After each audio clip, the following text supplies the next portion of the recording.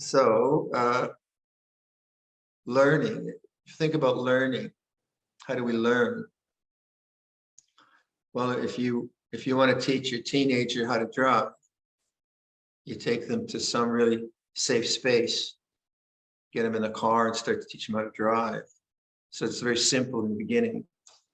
If you want to teach a child some basics of cooking, the child's interested, well, you just do something very simple and start them on that.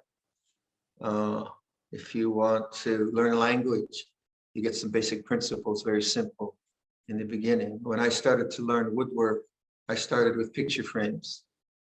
And so the way we learn is through simplicity.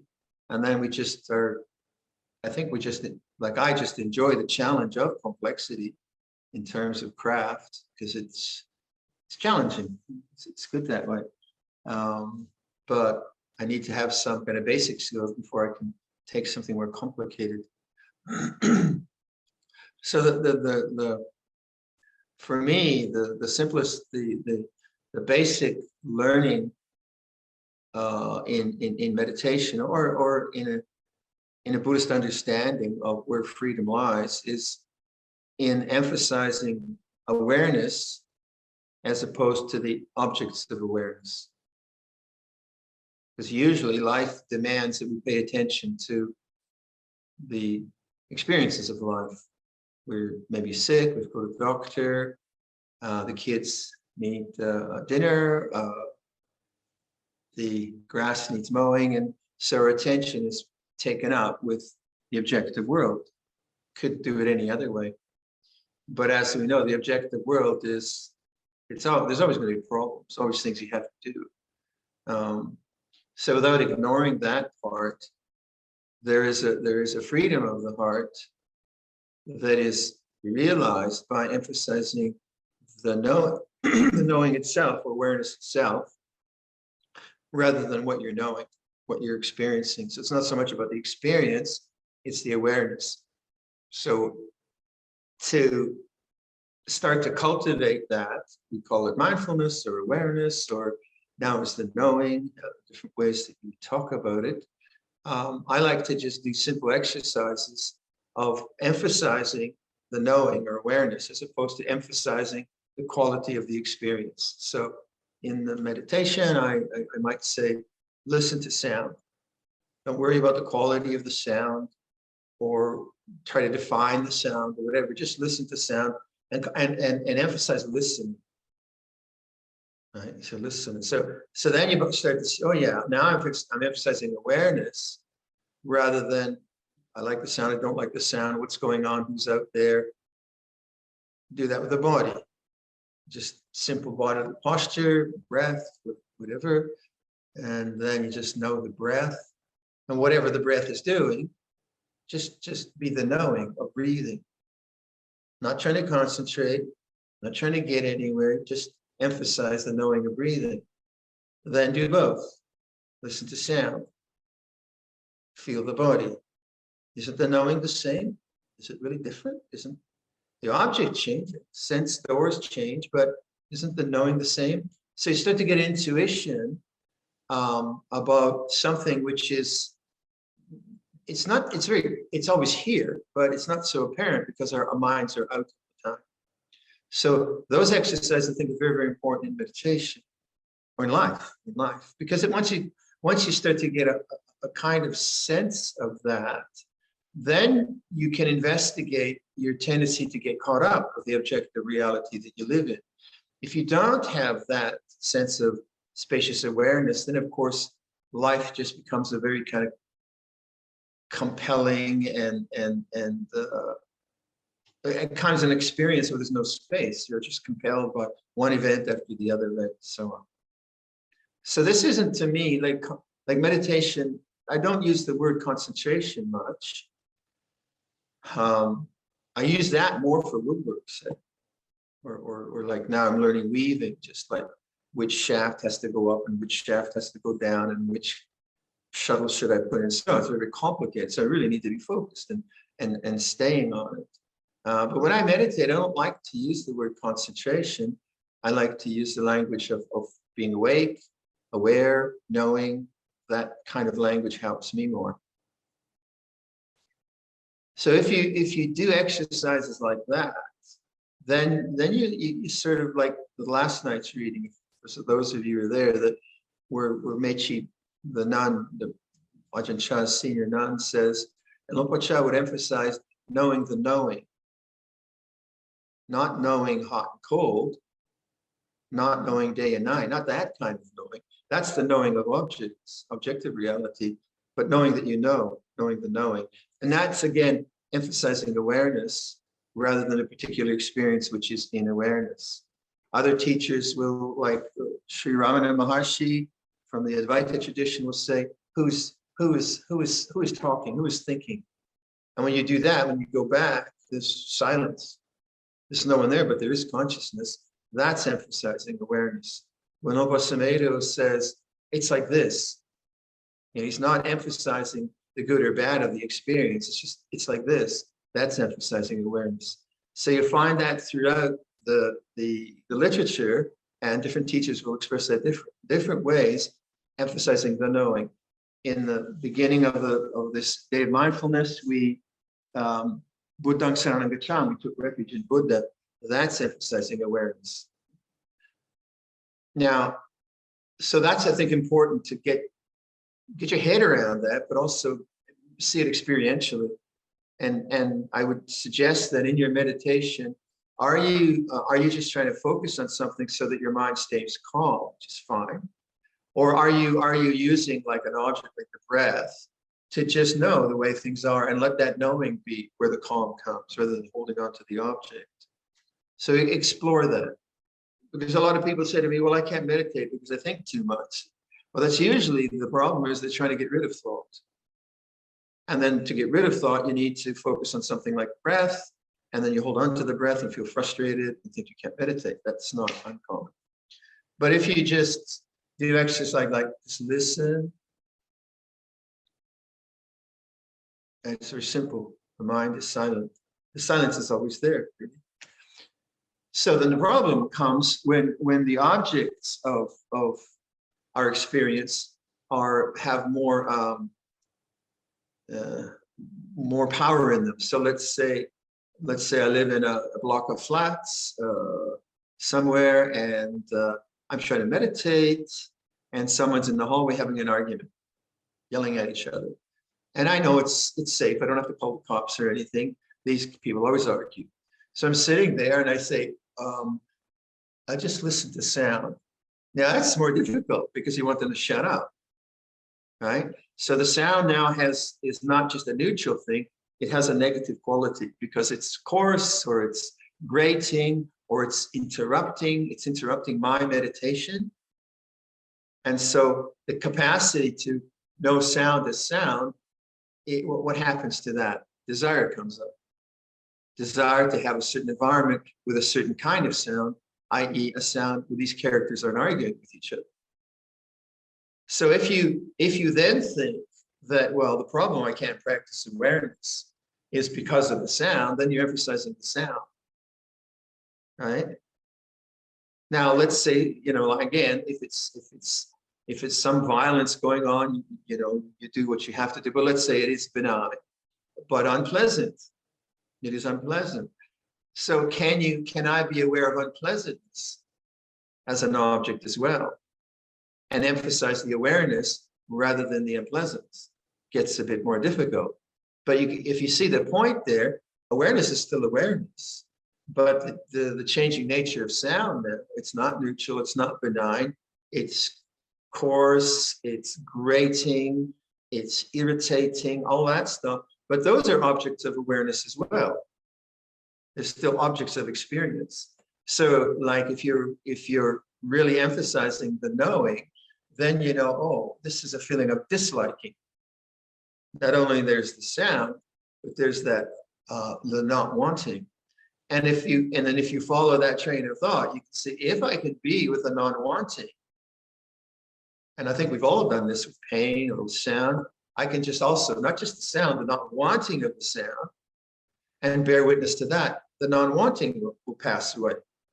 And now I have, because I've emphasized awareness, rather than the sound. Now I have a peaceful mind, which isn't dependent on those people stopping talking, which is really cool.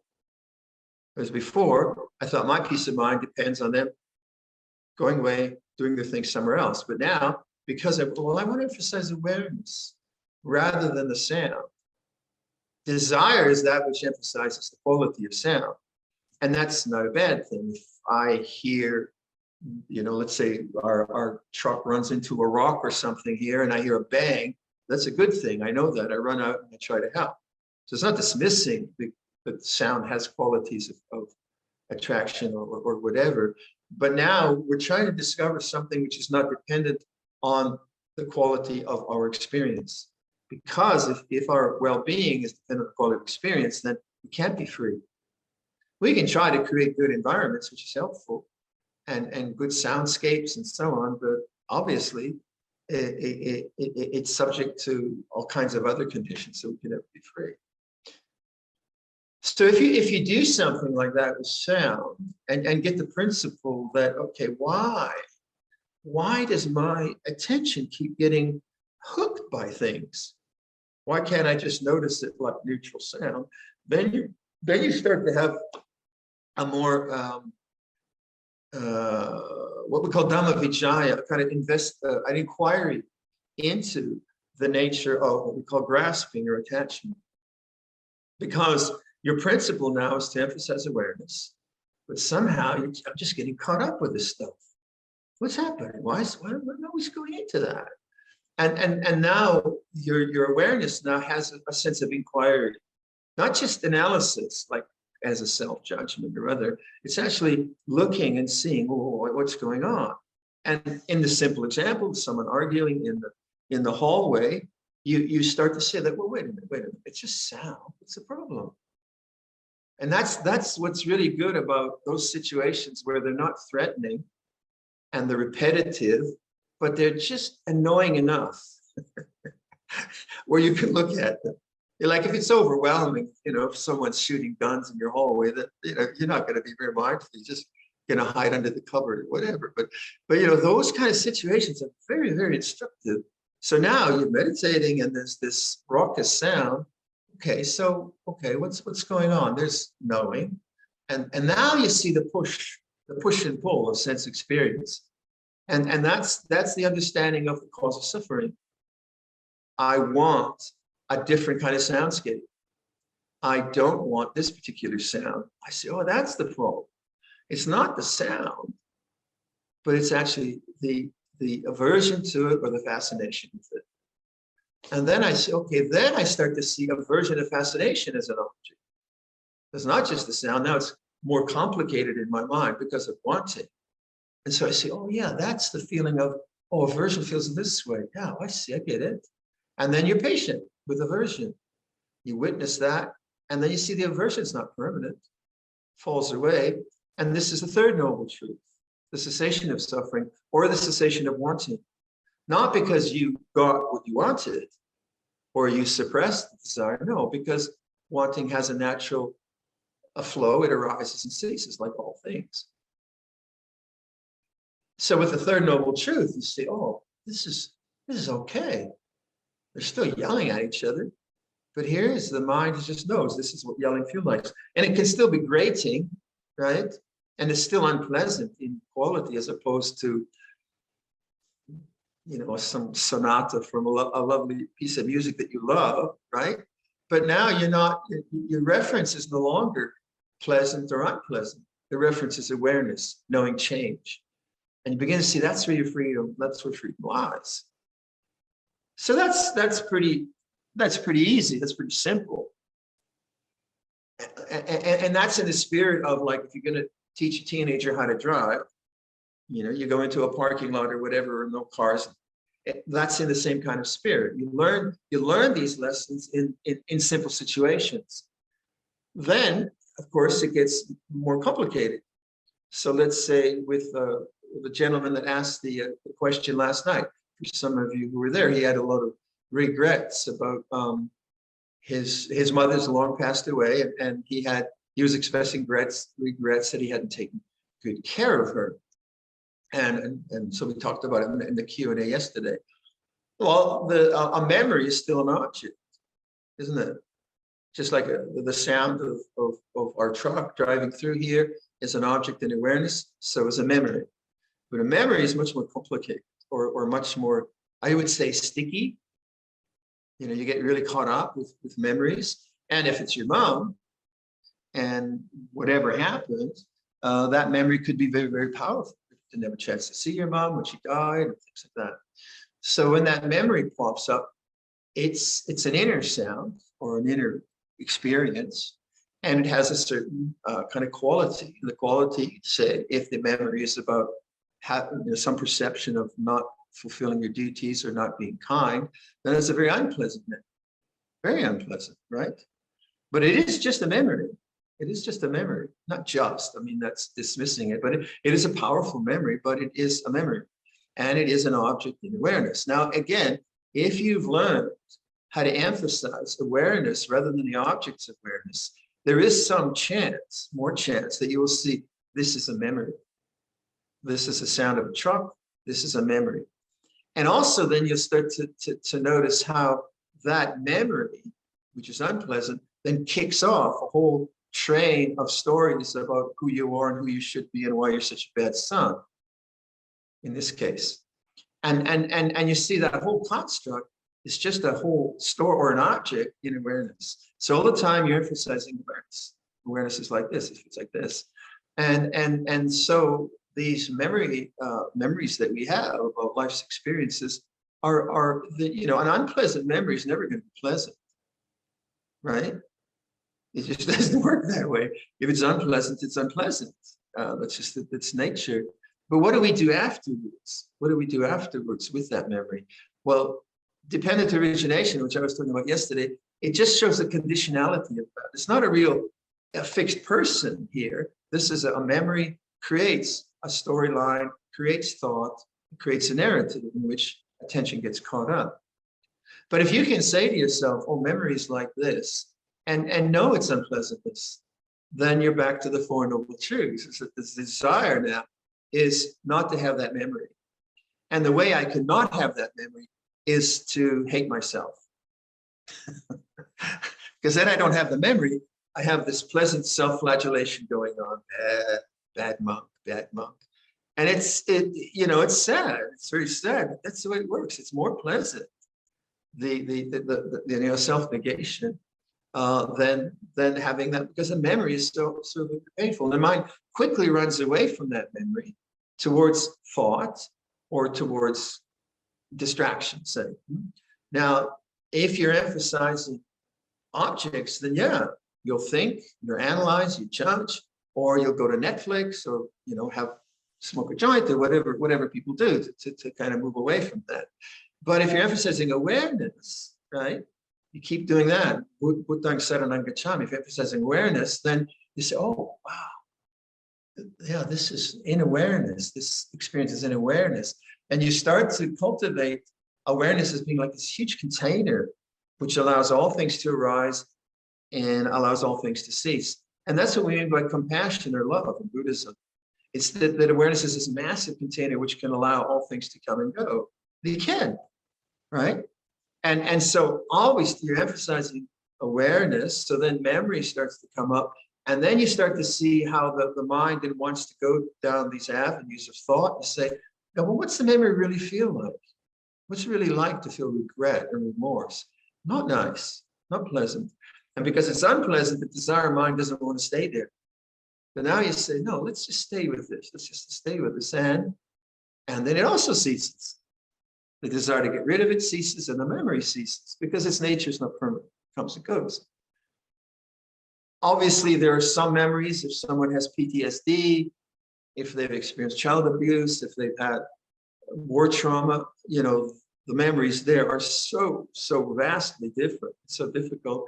Then you need the kind of skills of the therapies that we are lucky enough to have now in our culture. So there's all those skillful bases. But there's a lot of memory, which is just a memory, just the way it is.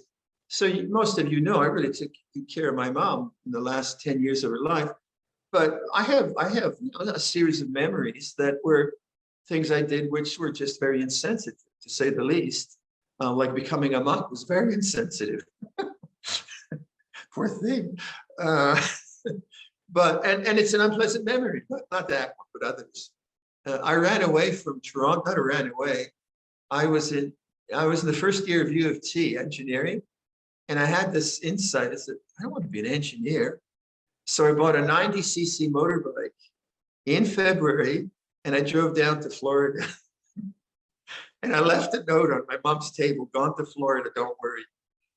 And now, when I think of what a rotten thing to do to your mother. What a horrible, but I was 17, what did I know? But that memory is still that memory.